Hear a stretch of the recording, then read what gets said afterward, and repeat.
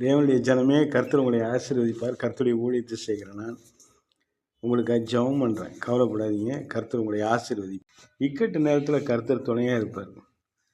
பாருங்கள், 1997 வருஷம் நான் அந்த பேராவணி பக்கத்தில் சப்ஸ்டேஷனில் ஆஃபீஸ் இன்சார்ஜ் முக்கியமான பொறுப்பில் இருக்கிறேன். 5 மணிக்கு நான் ஆஃபீஸை விட்டு கடந்து வரும்பொழுது முன்னாடி ஒரு பாம்பு கொம்பேரி மூக்கன் கிடக்கு. ஒரு பெரிய ஏரி இருக்கும் அந்த ஏரியாவில், பேராவணியில்.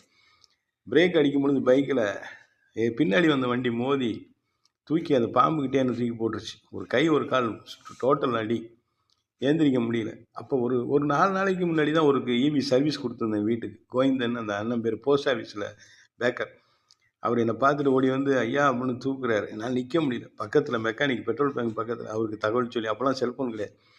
அந்த பையனுக்கு ஓடியாந்து என்னை ஹாஸ்பிட்டல் கூப்பிட்டு போய் ஊசி போட்டு வீட்டில் படுக்க வச்சுட்டாங்க. 1997.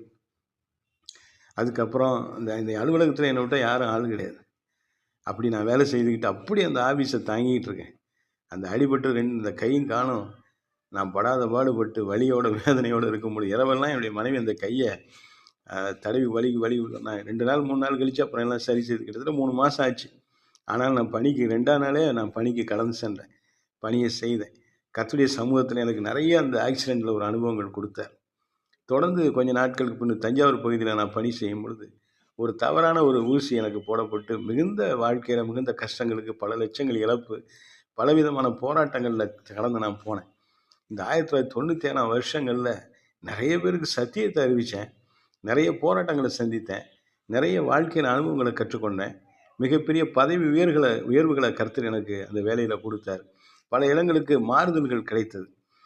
கர்த்தர் நல்ல ஒரு அனுபவத்தை அந்த வருஷத்தில் கொடுத்ததுனால அடுத்து வந்த ஆண்டுகளில் மிகப்பெரிய சபைகளுக்கு போதிக்கும்படியாக, மிகப்பெரிய மக்களை உருவாக்கும்படியான ஞானத்தெல்லாம் கர்த்தர் கொடுத்தார். உங்களுக்கு ஒரு இக்கட்டு வருது, ஒரு போராட்டம் வருது, ஒரு நெருக்கடி வருதா, சோர்ந்து போகாதீங்க.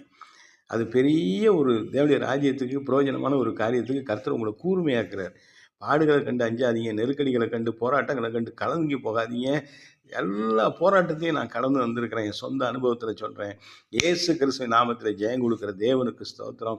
பாடுகள், வியாதிகள், நெருக்கடிகள், கடன்கள், எந்த தொல்லை பிரச்சனை, மனுஷங்க கொடுக்குற நிந்த அவமானம், கர்த்தர் கூட இருப்பா. இயேசு கூடவே இருக்கார். எல்லாரும் போனாலும் கர்த்தர் உங்களை விட்டு போக மாட்டோம். அந்த நம்பிக்கையில் வாழுங்க. உங்களுக்கு ஜெபம் பண்ணுற ஊழியக்காரன் சொல்கிறேன். உங்களை டெய்லி நான் நினச்சி இந்த வீடியோ அனுப்புகிறேன். நீங்கள் என்ன நினைக்கிறீங்களா? தினைக்கு 4 வீடியோ அனுப்புகிறேன். என்னையும் கொஞ்சம் நினைங்க. கர்த்தர் உங்களை ஆசீர்வதிப்பார். உங்கள் கூட இருப்பார்.